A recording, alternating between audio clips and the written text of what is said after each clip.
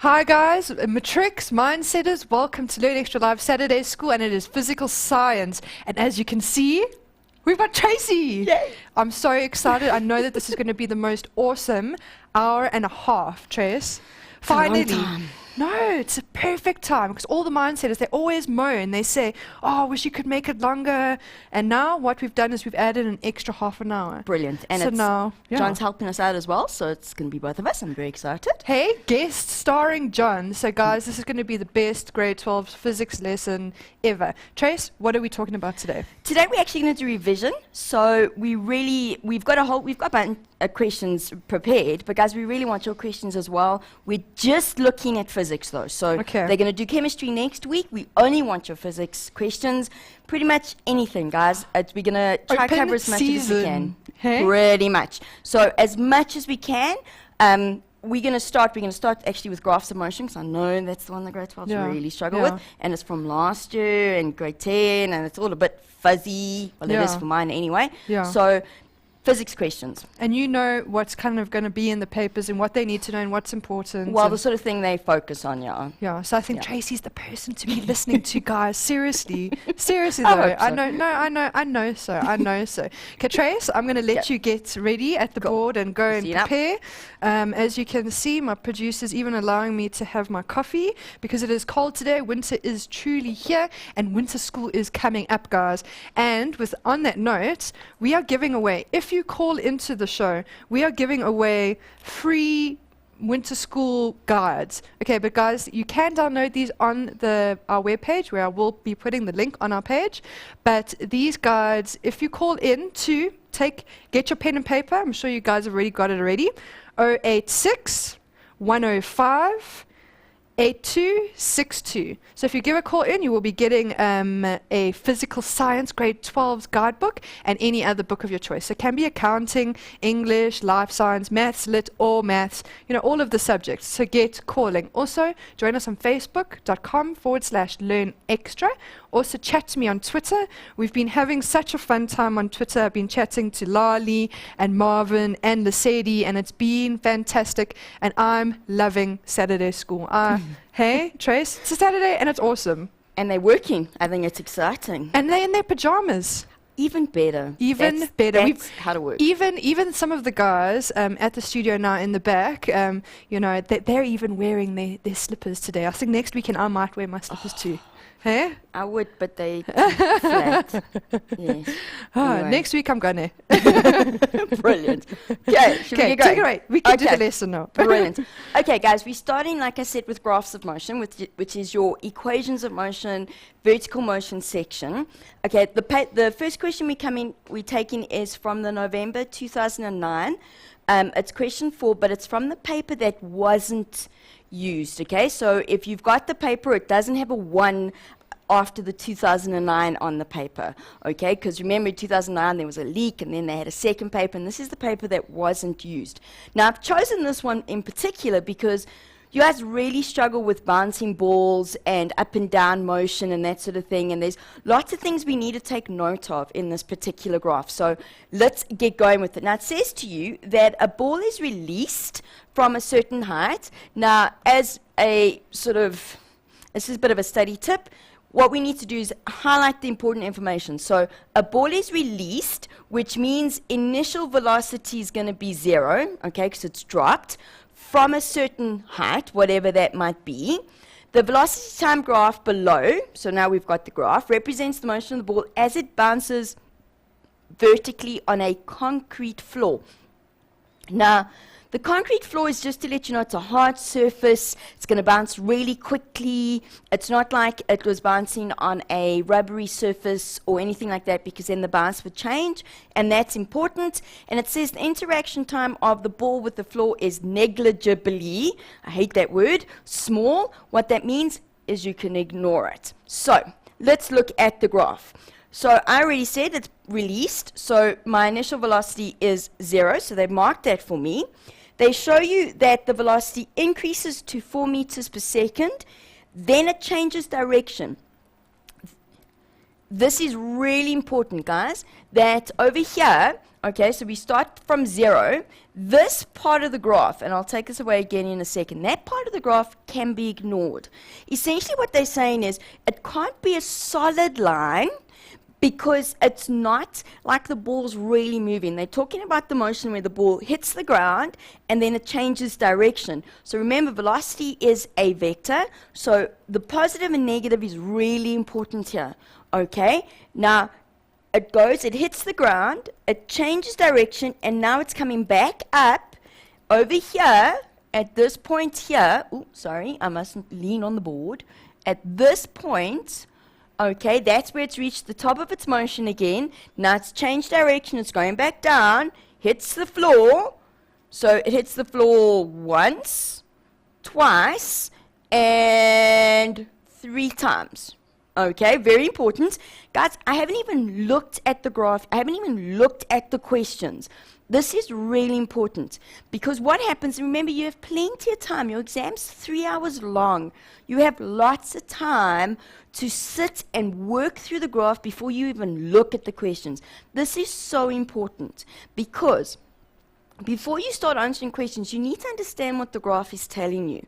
And a lot of the time, if you don't understand the graph, then the questions mean absolutely nothing. So rather look at the graph. So it hits the ground 3 times. It reaches the top of its motion twice, okay? And what they are telling you, and this is very, very, very important, is that down is positive. Now you're saying to yourselves, Tracy, where did you get that from? From the fact that this part here represents the first part where it gets dropped, okay? That is a positive velocity. If that's a positive velocity, then that must be the positive direction. As soon as it's going up again over here, this is up motion, this represents down, this is going up, and this is going down again, okay? Why is that important, grade 12s? Because they are giving you your direction convention, okay? They are saying to you, without putting it in words, that down is positive. Whatever goes down throughout this entire question has to be positive. You may not change that direction because you don't want to work with negatives, okay? So, first question. Describe the changes, if any, in velocity and 2 things, okay, velocity and acceleration of the ball from 0 to 4 seconds. Okay, well, velocity is easy. Okay, I'm not actually going to write it down. You can see, well, the velocity goes from 0 to 4 meters per second. Okay, so velocity increases, describe, needs words, from t0 to 4 seconds. It is 0.4, that's there. Velocity increases from 0 meters per second to 4 meters per second. Okay, brilliant. What about acceleration? Now we're dealing, now you're going, hang on, wait. They didn't tell me anything about acceleration, but they did. It's been dropped. So the only acceleration is acceleration due to gravity, and that's a constant of how much? I'm hoping you all know, 9.8 meters per second. So the acceleration between 0 and 0.4 seconds, 9.8 meters per second squared down. Okay, doesn't change. Brilliant. Next one. Brilliant. Now, very important here. Without using equations of motion. Guys, I've seen this over and over again, and it breaks my heart. We are giving you the method. We are saying to you, you may not use equations of motion. That means you've got to use everything else but. If you use an equation of motion, you get 0. We don't even look at it because it's wrong. Calculate the height from which the ball has been dropped. They want height. So now we go back to our graph and we go, okay, I just want to take something out because I need to make it so we can actually see stuff. So they want the height from which the ball's dropped. That is looking at this section of the graph. Okay, now you have to remember that height or displacement is equal to the area under the graph. That's what they wanted here. So we go, okay, We want area under the graph. We're looking at a triangle, which means the equation is, we remember this from maths, a half base times height. Okay, now all the stuff that I've written in blue, that's what you've written on your exam paper. Okay, that's what you've written on your question paper. No one's going to see it, it's there for you. So, let's work it out, shall we? Okay, let's do it in a color that you'll actually be able to see. How do we write it so that everyone knows what we're doing? Well, we want the height, so that's going to be delta y, because we're dealing with vertical motion. And that's going to be equal to the area under the graph. That's really important that you put that in there for us, grade 12s. So that is a half base times height. So we go back to our graph and we go, well, our base is 0.4, our height is 4. So that's going to be a half times 0.4 times 4. So that gives me 0.8 meters. Okay, that's the height through which it was dropped. May not use equations of motion, though, as a check, grade 12s, you're welcome to do it on your, say, on your question paper, do the equation of motion, work it out, double check that you've actually got the right answer. Because you could have done it using equations of motion, because you knew initial velocity, final velocity, time, and acceleration. So you had more than enough information. Okay? Great. Next one. 1.3. So we're looking at the same question. That says, use the given velocity versus time graph, there we go for the motion, and sketch the corresponding position time graph for the intervals 0 to 0.7 seconds. So all they want you to do is go up to here. Okay, be careful. You don't want to go more than that. Okay, so what they're asking you to do is go, well, this is my, remember we said that's going down, that's going up. So actually they only want the first bounce, basically. So now we're going to say to ourselves, all right, I've already got the axes plotted, which is nice because it makes life easier. First thing, first we're going to make sure we get marks for the things we have control over. So this is my time axis, which will be measured in seconds. This is delta y, measured in meters. Ooh. See, it's too early for the board as well. Needs a cup of coffee. It does. Okay. Now, guys, it's a sketch graph. It is only worth 3 marks. You do not need values.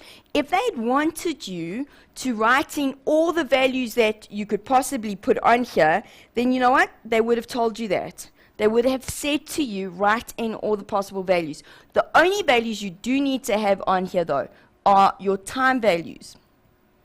Because what, let's just see what that went up in. Yeah. Because what they're wanting to look for here is whether you understand how the bouncing actually worked.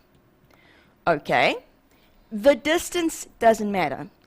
Now, the nice thing about this one and them choosing that down as your positive direction is your position time graph actually is going to look like a bouncing ball. Because we had a height, which you've actually just worked out. It bounces and it takes, let's see, 0.4 seconds to get to the bottom. And it speeds up because it's accelerating. Okay.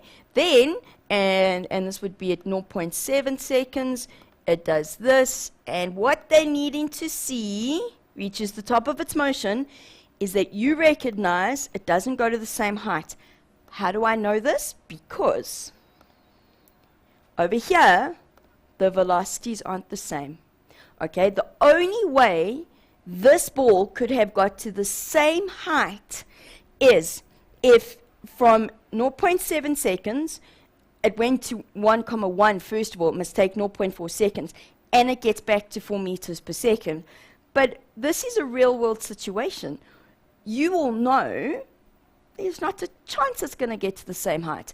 They wanted to see that. And what are we looking for? The shape, that you understand that it's accelerating, decelerating, and it doesn't get to the same height. 3 easy marks. Okay. Brilliant. Last question.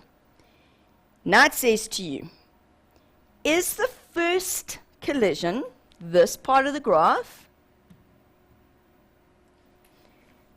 with the floor, elastic or inelastic? Give a reason for your answer.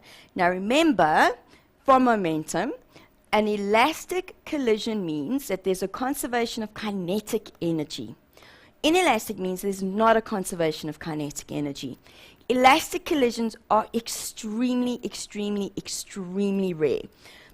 The way we would know this is an elastic collision is if it bounced off the floor at -4. Okay?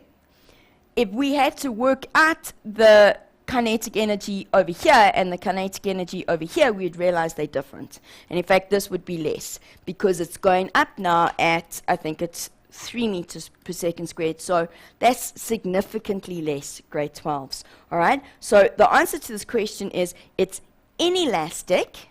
The reason, because the initial velocity as it leaves the floor is less than the velocity with which it hit the floor. Okay? There's a change in its velocity. If the velocities were the same, it would be elastic, but they're not, which means we have lost kinetic energy. Okay? And Indy? Yes. That's the end of that question, actually. And is that the only question you have? Because I do have questions on the page. Well, let's deal with some of those, and then before we go to a break. Yeah. Okay, well, they're quite big ones. Well, that's... Okay. Okay, wait, no, wait. See what we can do. Tekohatso. Yes. Tekohatso. Sorry about Sorry. your name, lady. She Yes. says, I have a question. If I'm not given the direction and I choose it for myself, up and down, and I'm looking for time, I find a negative time, since time can't be negative. If I had to say, therefore my time is, example, 6 seconds, not -6, would I be correct? Actually, you should never get a negative time. So then there's a problem in the way you've calculated. You've done something wrong in your substitution, sweetie. Okay, because you will never get a negative time. The only time you might get a negative time is if we're using this equation, delta y equals to vi delta t plus a half a delta t plus, sorry. Wow, this delta t really plus a half a delta t squared. Okay, the only time you might get a negative answer in an equation is when you use this one and you have to solve for t and you end up having to factorize, which I really hope they don't give you, because more than likely you're going to have to use the quadratic equation function thingy that you have minus b, but we don't want to do that. If you're getting a negative answer, probably what you've done wrong is you've substituted in here somewhere wrong.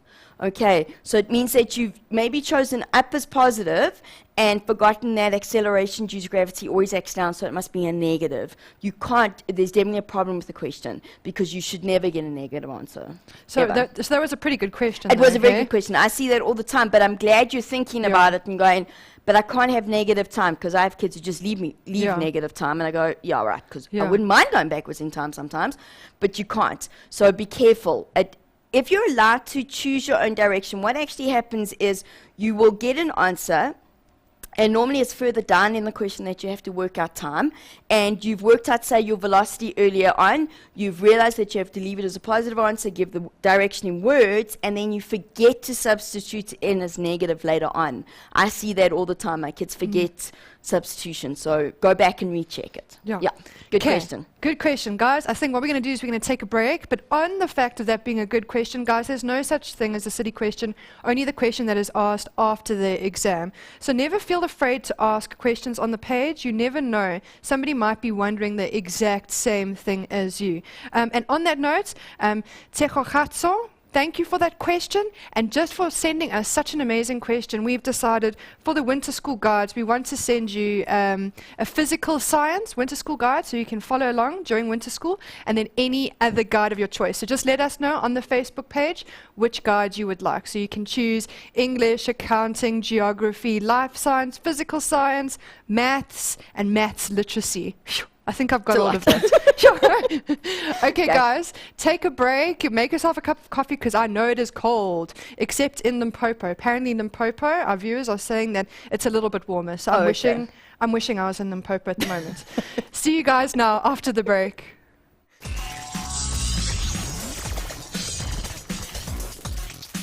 Hi, Mindsetters, and welcome back to the Grade 12 show. It's Saturday school just for you, and we've added half an hour to your lesson, so it's an hour and a half live and on a Saturday, and you can stay in your pajamas. So I don't want to hear any complaints. Hey, Trace. I agree. And Tracy and I are having such fun. So, guys, please make sure that you post your questions onto the page. It's facebook.com/learnextra. Chat to me on Twitter @learnextra. We're having a great time on Twitter. We've got, I see Bontles just followed us, Lesedi's just followed us.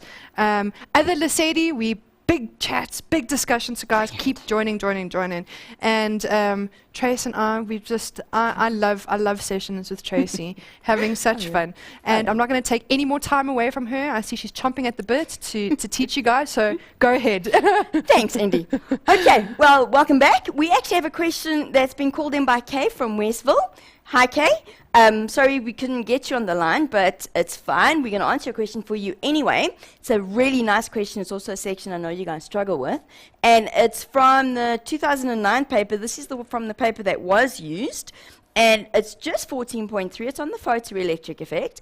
And it says to you that the photoelectric effect has many practical applications. A photocell such as the one below, used in burglar alarm systems, is one such application, and they tell you ultraviolet light of wavelength 100 nanometers, so that's probably an important piece of information, is used to illuminate the photocell. When a person interrupts the ultraviolet beam, the sudden drop in current activates a switch which sets off the alarm.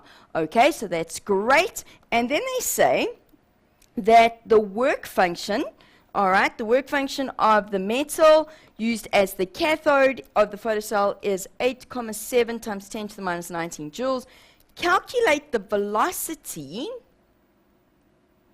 at which the electrons are emitted. Now, the only way electrons can be emitted from the anode, essentially, from the cathode, the only way they can be emitted is if the energy of the light hitting that piece of metal is greater than the work function, okay? Because remember, minimum frequency, that's your threshold frequency, means that the electrons can leave, but then they sit on the surface and they can't actually escape, so they don't have a velocity. But we need to first check, well, we're going to have to assume that your ultraviolet light has a function bigger than that. So there's several ways we can go around doing this, and it really depends on what is your easiest way around. And on your information sheet, you have an equation that says this, that HF equal to our work function plus a half mv squared. Now, what does this mean for us? That's the energy of the photon of light. HF is your photon energy, which would come from the 100 nanometers. The work function is given over here, and here, all right, that's what we would use to calculate the velocity of the electrons. Now, I know for a lot of you, you get a little upset here because you go, but I don't know mass. But you do. This is really important. You use the mass of an electron, which is given on your information sheet. So that's really important. First of all, we're going to need to use my wavelength, but that's 100 nanometers. Remember, nanometers is not a standard unit. So over here, we're going to go, well, if it's 100 nanometers, then that means it's 100 times 10 to the minus 9. That's an M. Really? There we go. 100 times 10 to the minus 9 meters. There are lots of other ways, and in fact, the memo gives you, I think, 4 different options to this equation. I'm just a little lazy, and I like to use the one where I have to do the least number of equations possible, okay? So, H is a constant. It's Planck's constant, which is 6,63 times 10 to the minus 34. And now, and that's wavelength, not frequency.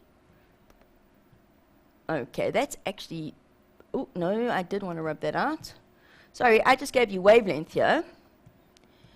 Now there's a problem, because the question requires me to have frequency, not wavelength. But if you remember, HF is energy of a photon, which actually has a second equation, which is C over lambda. Okay, so we go, fine, I know C because that is the speed of light. Okay, so it's 3 times 10 to the 8, and we've just done that, that's 100 times 10 to the minus 9. Okay, now I'm just going to rub off what I've put on the right hand side because I'm going to run out of space, because it's a rather large, there's lots of information that I need to put on here. Okay, so work function, they told me, was 8,7 times 10 to the minus 19. Mass of an electron, which I'm going to look up because I don't know that off my head, is, I'll tell you in a second. Okay, I'm going to go look it up on my information sheet, which I don't have, because they went and worked that out for me. Okay. Don't worry. Are you in a bit of a jam, Trace? A little, because I need the mass of an electron, because... well, what we're going to do is, I'm going to Google the mass of an electron, and while we're doing that, we're going to take a little break, because that gives me a little bit of time to stretch my arms and my legs. So what we're going to do is we're going to take a break. Guys, don't leave. Tell all your friends that Physical Science Grade 12 is on. The show is an hour and a half, not just an hour, and we're doing this just for you. So guys, please get them to tune in. See you now after the break.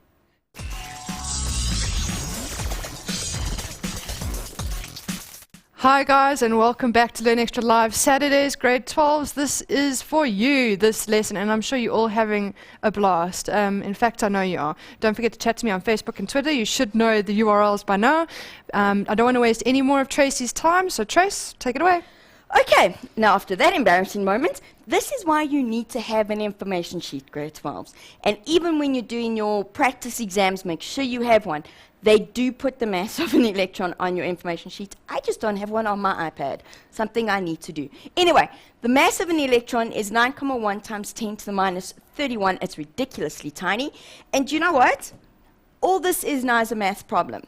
Okay, so let's go through how to get it, because that's my biggest issue, is this is worth 6 marks, okay? I'm telling you now, this is where your 6 marks would have come from. I just want you to see that if your math is a little dodgy, which because you get all in a bit of a tiz, okay, let me tell you where your marks come from. You're going to get 1 mark for giving the right equation, okay? You're going to get 1 mark for realizing the work function was 8,7 times 10 to the minus 19. You get another mark for getting the mass of an electron with a half times for that substitution. And then this substitution here is worth 2 marks. Okay, now it's worth 2 marks because of this part, because of the 3 times 10 to the 8. So this whole thing that we're going to do now, trying to get V, is only worth 1 mark. So what I'm saying to you is, if you get to this part of your exam and you're running out of time, or you're really not sure how to do the maths, leave it, take a couple of deep breaths, and go back to it at the end, okay? Because you've got 5 out of 6 marks. That's great. Do obviously try get to the answer, particularly if there's another part to the question. This was the last question on this paper for this exam. So, as in with this part of the question, there wasn't like another question attached to this part. So it's fine, but you do need to try get there. So let's work it out. And what we're going to do is I'm going to show you all the maths. First thing I'm going to do is I'm going to work out this first section. So look, we have the calculator. Even better, we have the calculator today. On the ball, Trace. We're doing well. Unlike some Tuesdays. All right, so 6.63, and it's times 10 to the minus 34, and we're going to times it by 3 to the 8. I like to press equals then, and then I'm going to divide it by 100 to the minus 9, and I get 1 comma, okay, I need it back up there so I can actually see the answer, 1,989. So this is 1,989 times 10 to the minus 18, I think it was. Let me just check. All right, brilliant. Then I'm going to write this in as it is. So it's 8,7 times 10 to the minus 19. I'm going to times a half by time, just so you can see this as well. A half times 9.1 to the minus 31. And it's 4,55. So let's go back here. 4,55 times 10 to the minus 31. And I ran out of space. You would think these boards would be big enough, eh? Now I'm going to take the 8,75 over. Okay. Oh, no, that wasn't what I wanted to do. That wasn't what I wanted. There we go. So we've got 1.989 to the minus 18 minus 8.7 to the minus 19. And it gives me, okay. So we got, this is 1,119 times 10 to the minus 18. Okay, now grade 12s, you don't have to show all the maths, but you know what, I suggest you do, because I often see you try and take shortcuts because you've either running out of time or you feel a bit late or whatever, and then you make silly maths mistakes and it really isn't worth it. Okay, so I just want to put this over here so I can see my numbers. Okay, so we've got, that's my answer, divided by 4.55, ooh, wrong one, to the minus 31. Oh, no, hello. All right, let's do that again, because that was completely wrong. Minus 18.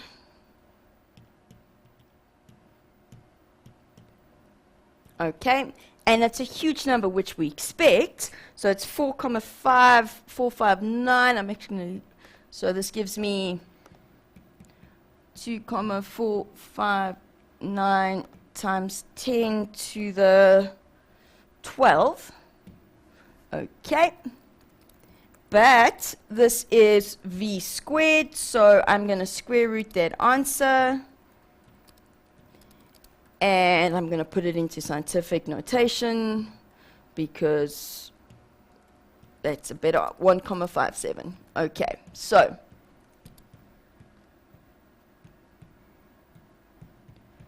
oh man, 1,57 times 10 to the 6. Okay, don't forget the units. Okay, so 1,57 times 10 to the 6 meters per second, that's a very acceptable value. Okay, that's still 100 times slower than the speed of light, but it's a good value. Okay, it's a very, very good value. So that's fine, it's nice and fast, and that would give us our 6 marks. Lots of work for that last mark, I know, but it's worth it in the end. Okay, so I hope that helped you, okay? Sorry about the little mix-up in the middle. That's why you need to have your information sheets. And I probably suspect that the mass of the electron was the problem in the first place. Okay, so hopefully that cleared that up. Yes, I'm just trying to see if I've got any questions. Let's have a look. I do have another one we can do. Do you? Let's do it. Let's do it. Okay, so guys, what we're going to do is we're going to go on to the section which I know you all hate. And that would be work, power, and energy. Yeah, pretty much. Okay. No, guys, but Tracy, yes. they are asking for work, power, and energy. Yeah, so it's a good thing. Yeah. I know. You know what it is? It's one of those sections, because we have the work energy theorem, it's one of those sections which you go, no, I really don't get it. But you just got to think through it. It's actually not so bad. And it's one of those sections I promise you are going to get in your exam. Okay, so we've taken this one from the November 2009 paper, and I just want to check. All right, and this would be from the paper that was used. So what we have here is we have a 3 kilogram block that, I just want to make sure I've got the right memo, because that's always important. There we go. So a 3 kilogram block slides at a constant That's always an important piece of information. Constant velocity of 7 meters per second along a horizontal surface. It then strikes a rough surface. That means we've got friction. We don't like friction, causing it to experience a constant frictional force of 30 newtons. Now what I'm going to do is I'm actually going to write this onto my diagram over here. So over here, there's a frictional force of 30 newtons. That's important. The block then slides 2 meters under the influence of this frictional force before it moves up the frictional ramp, which has an inclination of 20 degrees, as shown. And then it moves up the ramp a distance d before it comes to rest. So over here, my final velocity is 0. Okay, so because before it reaches the frictional part, my acceleration here is 0. There's going to be some sort of acceleration at this point because we have friction, and the friction is going to slow it down. That's quite important. And the first thing they ask us to do is show by calculation that the speed of the block at the bottom of the ramp is 3 meters per second. Trace. Yes. We have a caller on the line. Oh, we do? I think the producer, Tumelo? Tumelo, okay. Dumelo. Yeah. Oh, brilliant. Can you hear him? Because I can't hear No, him. Dumelo? Yes, I can hear you. I Hello. can. Sure, I've got you in Hello, quite a... Dumelo. How are you, Tumelo? Sure. I'm good, and you? Good. I'm hearing quite an echo. Is your TV on? Yes, it is on. Okay, you need to switch the sound down on your TV for me. Yes, I'm really quickly. Okay, it's just, you've got a funny echo in my ear, but it's okay. Okay, Dumelo, do you have the question in front of you? No, I don't have it in front of me, Okay, but you can see the question. but I can see it too. Brilliant. Okay, so Dumelo, the first question here is to show that the speed of the block at the bottom of the ramp is 3 meters per second. Okay? So, Yes? what do you think we're going to have to do? What would be your first thought? Okay, my first step is to start by the calculation of the speed of the block at the bottom of the ramp. Yes. So I know... So you're going to start by trying to use the kinetic. You're going to start by trying to first look for kinetic energy. Okay, you by want... using the formula of kinetic energy to look at the velocity. You already have a velocity, so you're going to try to look for the acceleration, right? That's the Brilliant. first question. That's what I wanted. You're going to try and find the acceleration, okay? Because you're not actually going to use kinetic energy. You're going to have to use equations of motion, okay, when we get there. But first thing we need to do is find the acceleration. So looking at all the information I've got, how would I find the acceleration? Dumelo? Yes, I'm listening. I'm like, how do you, I'm Yeah. going to start before you can get, let me look at my Okay. formula sheet first. All right. Let me look at my formula sheet first. All right. Yes, You do that. I'm glad you have one. You're doing better than I was earlier. Okay. Wait, take wait your a sec- advice. Wait a second. Sure. Wait a second. I'm going to give you a hint. You're going to need to use Newton's second law. Yes.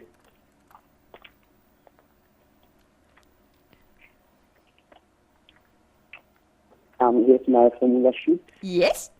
Got it. Thanks, God. Brilliant. I'm so glad. So you're going to look for force by using the formula of F net is equal to mass times acceleration. Excellent. Okay. So we need to use this equation. Brilliant. What is the F net? Where would that be? What? What's the only force acting on the 3 kilogram block in the 2 meters? Wonderful. So we're going, we have a mass of 3 kg.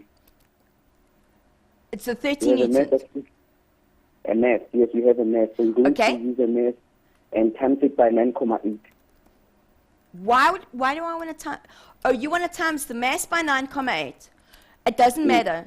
Dumelo, the weight of the block which is done makes no difference here because we're looking at the horizontal motion. Okay, so the vertical motion of the block is irrelevant at this point, so you don't need to worry about that one. Okay, I'm only looking at the horizontal forces acting on the block. Okay? So Yes. in that friction part, what is the only force acting on the block? The only force Yeah, is the friction force. friction, brilliant. And we need to allocate a direction to it. The block's going forward and the friction acts. The friction at 30. Okay. Yes. Yeah. The 30. The friction force is 30. Sorry, say that again for me. The friction force is Yes. 30. And is it going to be positive or negative? It's going to the opposite side. That means it will be negative. Excellent. So we're going to have minus 30. My mass is 3. So what's the acceleration? The acceleration is going to be 9.8. No. Look at the equation. Okay, my friction is minus 30. My mass is 30, is 3, sorry. So what's A? So what's 30? Okay, so you're going to have negative 30 divided by 3. Which is? Negative 30 divided by 3 is going to give you negative 10. Excellent. Dumelo, the only time, so that's a 2, the only time my acceleration is going to be 9.8 is if it's vertical motion and it's free falling. Okay. Yes. So otherwise it can be something else. But we're not done yet because that's only giving me the acceleration. They wanted the final velocity. So how will I now find final velocity? How will you find a final velocity? You're going to, let me look at the equation. You have an acceleration of negative 10. Yeah. So you want the final velocity. You're going to use the equation of kinetic energy. Okay, I can't use that one yet, sweetie, because that implies that I know what that 3 is. Okay, I can't use kinetic energy yet. I want final velocity. I need to use equations of motion. So I'm going to use. Yeah. So I've written a list on the board. motion. Yeah. I've written a list on the board of the information I know.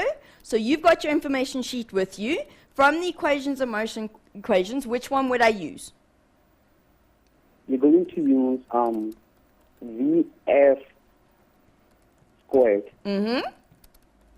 equals to VI squared plus 2A delta Y. Delta x, because we're using horizontal motion. It's fine. Okay, so we've got 7 squared, and we want VI squared. Don't forget the minus. Okay, I'm just for a time thing, sweetie, I'm just going to show you where we get the answer from, because that becomes minus 40. Okay. Yes, And I put that in the wrong way. Sorry, I've substituted in wrong. So we're looking for VF squared. So this is 7 squared minus 10. Okay, so we get 49 minus 40. So VF squared is 9. So what would VF be? What's the square root of 9? The square root of 9, it will be 3. 3. Okay, so we've done the first question. We've shown that it's 3 meters per second. Okay? You happy with that? Dumelo? Yes, Okay. yes, I'm listening. Brilliant. All right, now, let's go on to the next question. Now it says to you, draw a free body diagram to show, first of all, it's a free body diagram to show all the forces acting on the block in a direction parallel to the incline while it's sliding up the... Okay, now this is the fun part because now it's sliding up and we're going to go, okay, first of all, Dumelo, when you draw a free body diagram, how do I represent the object? What do I draw it as? You're going to start looking at an object that you have. Then you're going to start looking at the direction where it goes. Okay, before Like I an even... example. Okay, but before I get there, listen to my question. when I draw the diagram, what do I draw to represent the object? How do I represent the object in the free body diagram?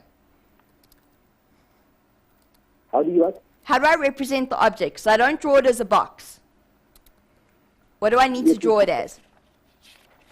You're going to look at you're not going to look at. You're going to look at the first acceleration, like where it goes, like the friction force. Okay, Dumela, sorry, Speed, I'm not sure you're understanding my question, but I know what you're trying to say to me. So just listen though. With the free body diagram, okay, it's a vector diagram, and I represent the object as a dot. Okay, and then I show the forces on the object as arrows pointing outwards. Okay? Now, for the object on the incline, they only want the forces acting parallel to the incline. There's only one thing acting on this object, and that's actually gravity. And that's going to act down on it. Okay, and this is the force of gravity, but it's a parallel force. Remember doing that? These are the ones that really kill my learners. They hate these. Does that look familiar? Yes, it does look familiar. Okay. It's not fun, I know. But you know why they've asked you this question, Dumelo? Is because they want you to recognize that that's actually the important force for the next question. They're trying to give you a bit of a hint to the next question. Because it seems quite random, but it's to help you. Okay? Yes. So now we get to the fun part. Now they say to you, calculate the distance the block slides up the ramp. And now we're getting to use work energy theorem. Very important here. Dumelo, if you couldn't get question 5.1, so say you couldn't get to the 3 meters per second, so no matter what you did, you could not prove it was 3 meters per second, which happens. What you're allowed to do is you're allowed to say, let's make this value at the bottom of the ramp 3 meters per second. Okay? Yes. So now you make the assumption, you say, well, it is going at 3 meters per second. That's because they told you, that's what you had to prove. You have to get there. If you don't get there, then that's what I'm going to use at the bottom. Okay? They also said to you that at the top of the ramp, it comes to rest. So what's the final velocity when it gets to the top here? The final velocity when it gets to the top, it was the one that you calculated. Which was no, when it gets to the top, it comes to rest. Let me calculate it quickly. No, you don't have to calculate it, sweetie. They tell you it comes to rest. What does rest mean? It means it's going to be 0. It's going to be 0. Okay. Yes. Brilliant. Okay, now, they ask you, and I hate these particular questions, to calculate the distance, d. Okay? So, what are we going to do? What do you think? Well, when they want to take a distance, Yeah, you're going to use the formula of the motion. Which formula of motion? You're going to use you're going to use VF squared equals to VI. I can't use that one, sweetie, because I don't know the acceleration up the ramp, and it's not 9,8. So let me check. I can't use that one, and I don't have time either. Time. I'm not going to use equations of motion at all. Remember, this is a work energy question. Okay, it's under the section of work energy and power. So, and it's on a slope, so we're not going to use equations of motion. What is our work energy theorem? Oh, you're going to use, I get it now. Okay. Yes, you're going to use the energy and power motion, energy and power question. We're going to look for the distance, so which means you're going to come to use the power is equal to force times distance. Okay. That formula. There is no formula then that says to- that, but I think what you're trying to tell me is we're going to start by using work equals change in kinetic energy. Yes, Yes? Okay. that one. Good. This is not a fun question, okay? This is a difficult question, Demelo. Now, this is network. What I need you to recognize, which is why that free body diagram is so important. As my object's moving, the only thing that's actually important here is the gravitational force that's parallel to the slope. Now, you need to go and learn that to work that out, it's my gravitational Fg times cos theta. Okay?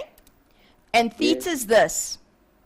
So let me show you why I've worked that out. Because W net means that it's going to be my parallel force times delta x times cos theta will then be equal to my final kinetic energy minus my initial kinetic energy.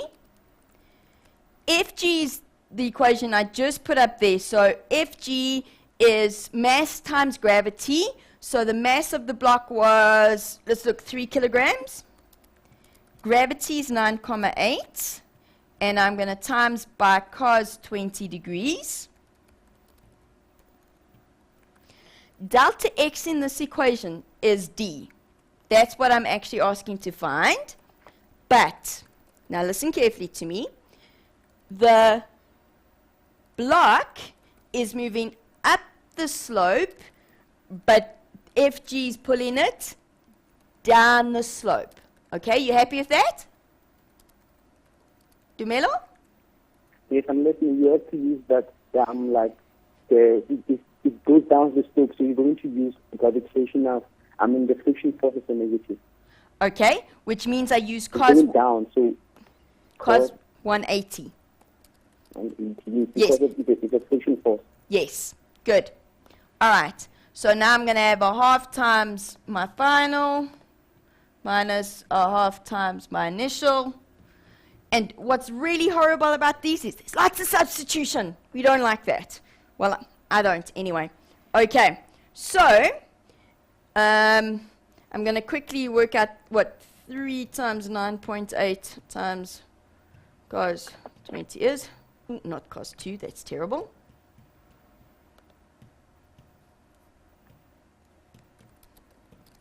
Okay. That was how much? Okay. So that's 27,1. This is D, cos 180. Now, your final kinetic energy, if it comes to rest at the top and it's not moving, how much kinetic energy does it have? If it's not moving, how much kinetic energy does it have? If it's not moving, the kinetic energy does it have? The final kinetic energy. Yeah. If it's not moving, then the final kinetic energy is going to be 0. Brilliant. Okay. And what I'm adding when I should be minusing. So it's a half. The mass was 3. Initial velocity was 3.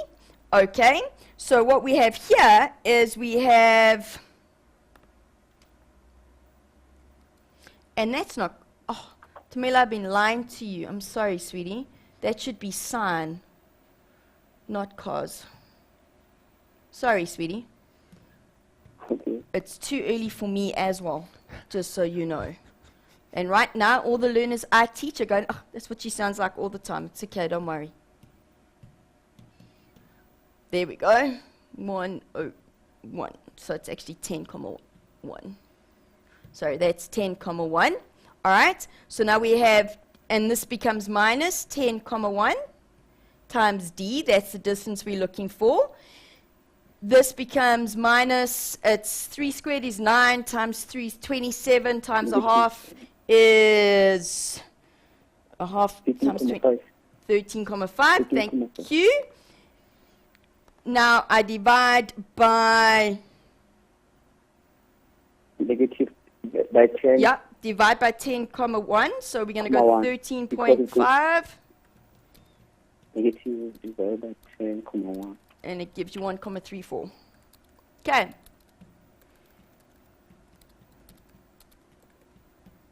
One comma 34 meters. You okay with that? You with me? Yes, but You just checking the maths for me. Good move. It's always important to check So my maths. safe move. Always a good. My kids know. They double check everything for me. I'm just making sure they're awake and on the ball. Good. Okay. Good. So, Demelo, you happy with that? yes, I'm happy. Tough Thank you very much. question, sweetie. Thank you for doing it with me. Well done. Oh, My well done, pleasure. Demelo. Okay. It's so nice to actually talk to I someone. know. I know. Really is. I hope I speak to you again, Demelo. Good luck for your exams. Maybe he's Okay, gone. he's gone. Oh, he's All right. gone. Okay. I think what we're going to do, guys, is that we're going to take a break. Demelo, thank you so much for phoning. That was awesome.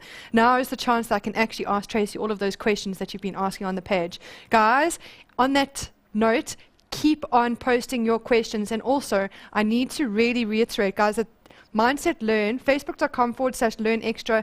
It's not our community, it's your community too. So what you need to do is, if you see a question where somebody is struggling and you know the answer, please post the answer, help each other out. And that's what it's all about. We're doing this together and the community is ours. So take a little break and we'll see you now.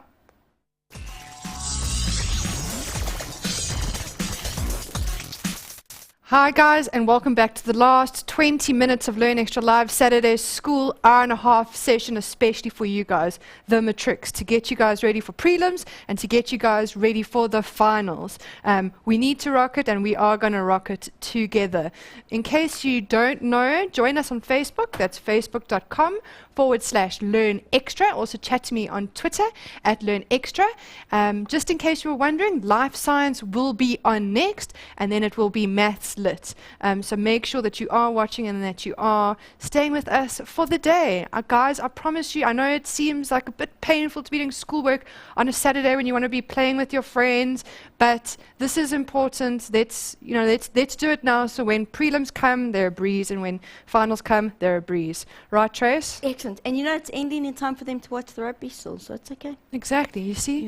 Are you going to be here the whole day? No, I'm not. Okay. Ty's on next. Brilliant. So if all the girls start shrieking it, Ty's on! We know why. Yeah, Ty will be on for Life Science and Maths Lit. I need a bit of a break. Okay. Indy, you had a good question quickly before I go on to the next one. Yes, You I said to did. Okay. I think I've got a whole bunch of lots of good questions, but let's start with Teboho. Yeah. I hope that's the good one. Why does it become sin Sin. and not cause? Okay, Teboho, this was a really good question. I did actually go through that quite quickly. But what I want to show you quickly is if we draw, so we have an object on a slope, okay? So here's our object. There we go. And this is where it comes from, is weight acts straight down, so that would be gravity. Okay, now weight has a couple of components. We have the vertical component, which is that one, which is actually what we would call our FG perpendicular. And then we have another part, which is the one we were working with, which is the part that goes here, which is the FG parallel. Okay, now this angle is theta, and this is theta. And this is what you need to remember.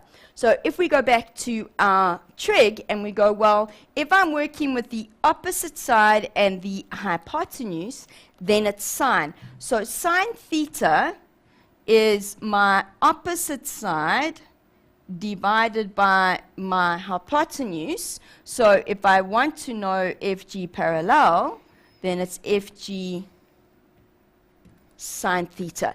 And you actually just need to learn those formulas, which means if I want the perpendicular, it would be FG cos theta. Okay, they come up all the time, so make sure you know them. Very, very important.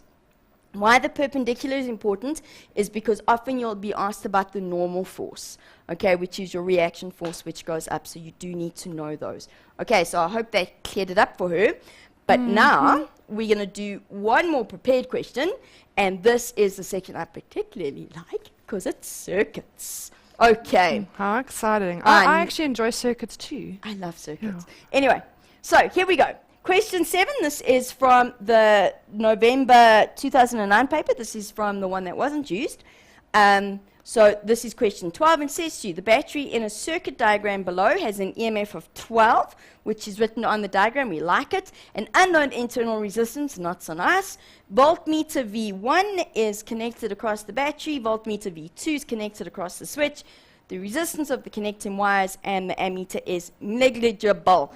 Hate that word, means you can ignore it. Brilliant. So they give us, we have 2 resistors. At the moment, the switch is open, so we're not going to worry too much about it. It means there's no current. And the first question is, what is the reading on the voltmeter when S is open? Guys, this is so important. Please don't write 0, because you're going, well, S is open, no current flowing. True, but they didn't ask for the ammeter. The voltmeter over here is over the battery. So V1's easy, because the voltmeter is over the battery. That means the voltmeter is busy reading the EMF. So V1 is equal to 12 volts.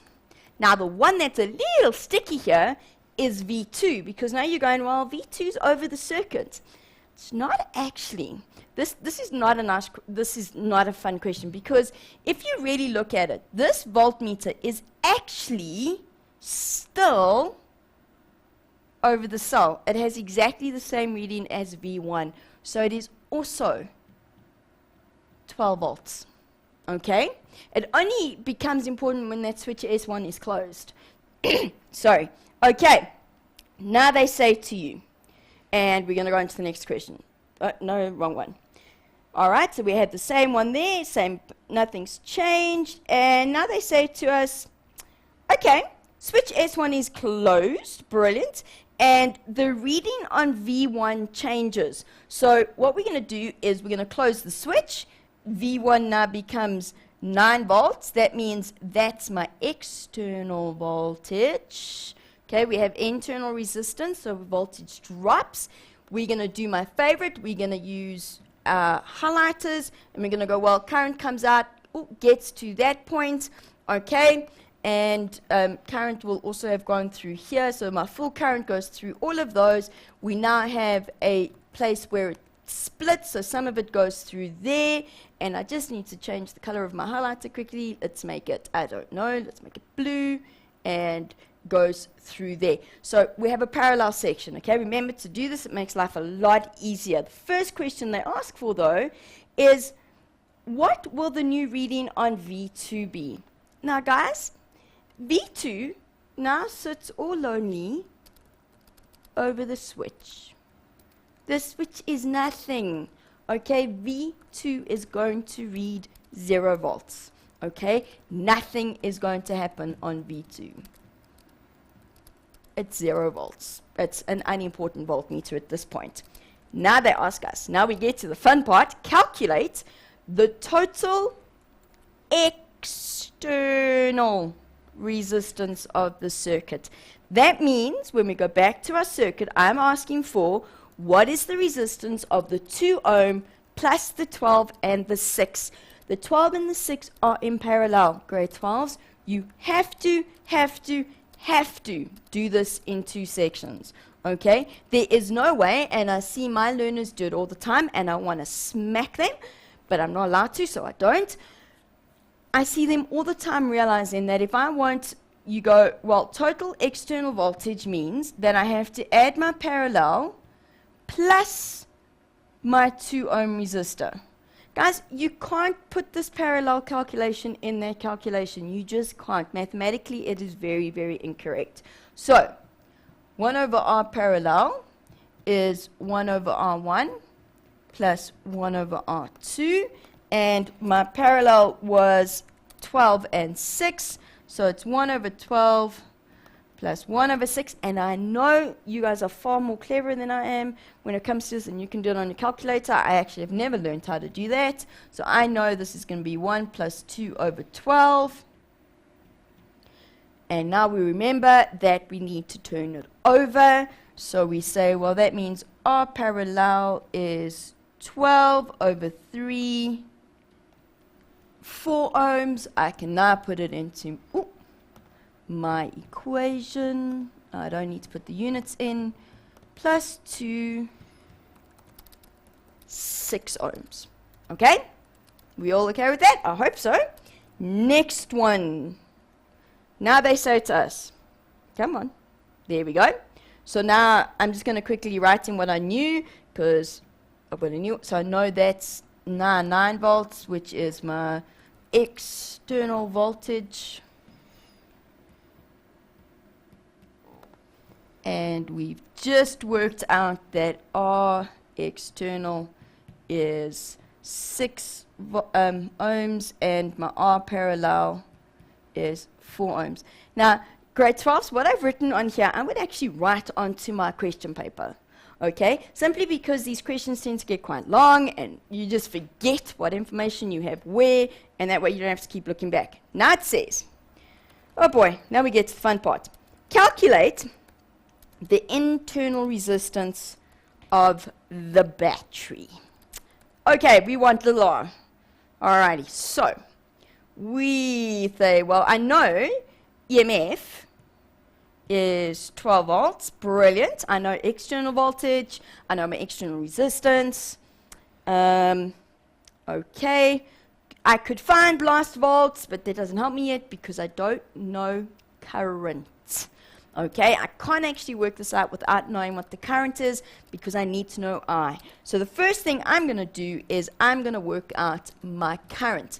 And to do that, I'm going to take my external resistance with my external voltage and find current. Now, current's the same, internal, external, all over the place. It doesn't make a difference. So we know that external resistance was 6. My voltage was 9, sorry.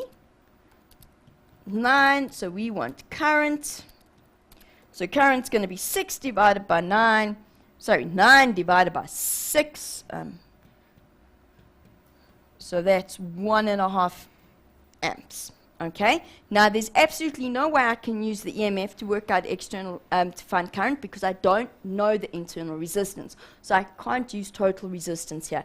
But now I've got that, I can use the fact that I know that EMF equals I times R plus little r. Okay, so EMF is 12, I is 1.5, my external voltage is 6. I want little r, so 12 equals 9 plus 1.5 times little r. And we're doing the math really quickly because I want to get to some of your questions still. And so little r equals 2 ohms. And that's actually quite a big internal resistance, grade 12s, but perfectly acceptable. Nothing wrong with our maths, okay? So let's go on to the next question because it's the last one. Then we have another part of this question. It says to us 7.2, 2 light bulbs, X and Y, connected in parallel. Brilliant. With negligible, hate that word, internal resistance. The bulbs are marked 40 watts and 60 watts, and bulb Y glows brighter than bulb X, which we expect because it's 60 watts. So, first thing, how does the resistance of bulb Y compare to the resistance of bulb X?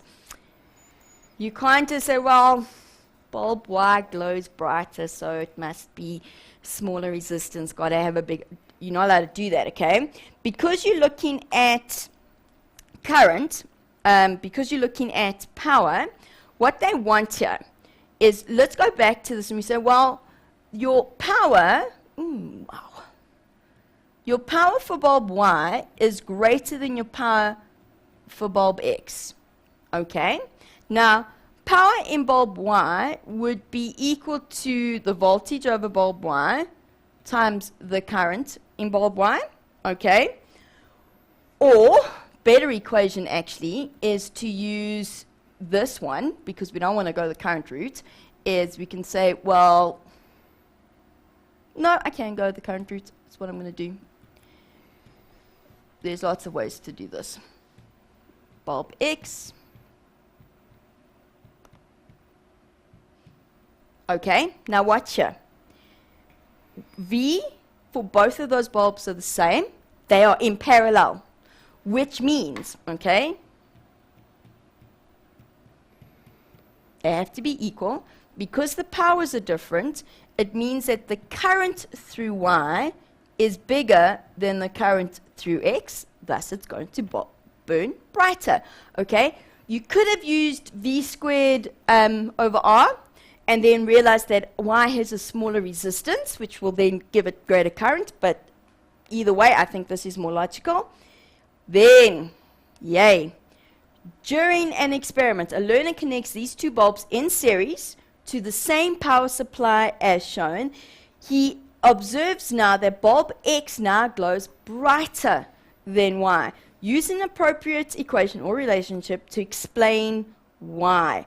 Okay, well, when we look at this, okay,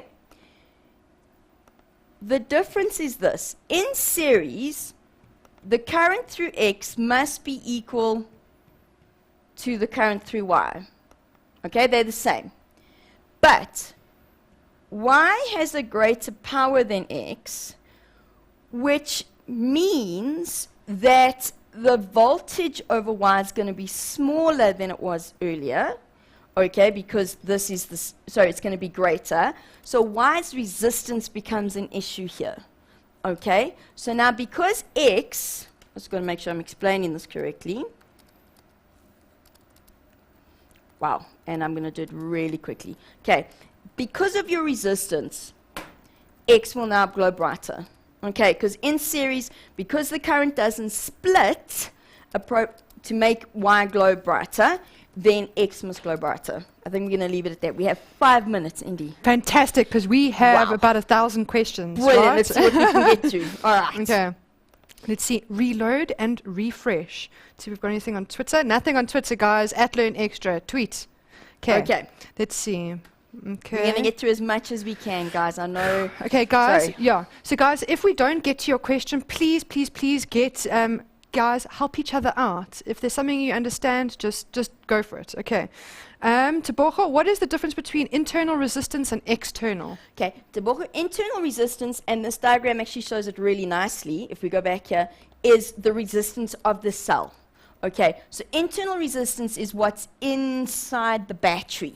And it's there because the battery, you remember it's an electrochemical reaction, so it's hard for the electrons to get out. So it's what's inside the battery. External is everything outside the battery. Okay, so this is a question from Vincent, and Timber's actually answered, but I think maybe it's a question that everyone wants to know. Yeah. Is it allowed to use this formula? I think R1 times R2 / R1 plus R2 for parallel resistance. You know what I'm talking. Vincent, you're welcome to use that equation, but remember it's only appropriate when you have two resistors in parallel. And guys, the equation he's talking about is this one. I personally don't like it because it's not on your information sheet. I think that's the way around it is. You're welcome to use it. There really isn't any reason why you can't. I don't like it because it's not on your information sheet and it's easy to make a mistake on it. Okay, so please be careful with it. There's nothing wrong with it, but it's only appropriate for when there's two resistors in parallel. Yeah, that's exactly what Timber said. So I think that's awesome that Timber had the right answer. I love it. Well done, Timber. Yeah, rad. Gold Okay, let's have a look. Colin says, if we have an internal resistance, is it important to calculate the lost volts? Colin, you can. It depends on the question. Okay, sometimes you need it, sometimes you don't. As you saw in the last question, I didn't need to calculate lost volts, though you could have done that last question about 4 different ways. It depends on the question. So only calculate it if you really have to. Don't do a calculation just to do it. Okay, it really does depend on the question. Fantastic. See how fast we're going through these. Okay, this one is from Zoliswa, and Zoliswa wants to know, if they're in parallel, how come 2 ohms weren't added to the parallel calculation? Brilliant question. Good. I know I'm going to say your name wrong. I'm sorry, sweetie. Remember, if we go back to the one where I actually highlighted it, the 2 ohms is in series, sweetie. It's not part of the parallel section. So this section has to be calculated separately, then added to the 2 ohms, because they're 2 separate sections. That's why. Okay, let me have a look. Somebody also said on the page, okay, let's see how fast, I know we've only got 1 minute. Zolispa said I think that's one of the calculations you're working on. Where does the cos 180 come from in the calculation? Okay, that was before the break, and this will back. have to be our last question. Okay, Yeah, the 180 comes from this. The object's going up the slope.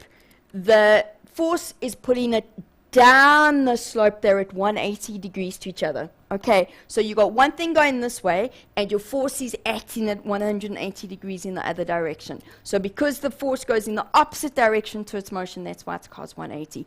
If they were in the same direction, then it would be cos 30. Fantastic! You did such a good job, Tracy. Wow. Guys, yo. And a half. Okay, I've got about 20 seconds to wrap up the show. Grade 12s, this has been an awesome, awesome session. I've had such fun. Ties on next with life science, so don't miss it, especially if life science is one of your subjects. Thank you for an awesome show. See you same time, same place next week. Bye.